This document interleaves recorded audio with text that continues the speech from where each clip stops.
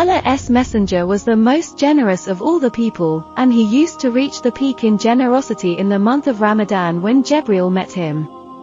Jibrael used to meet him every night of Ramadan to teach him the Quran.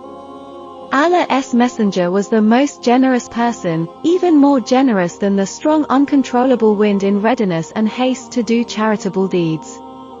Hadith number 6.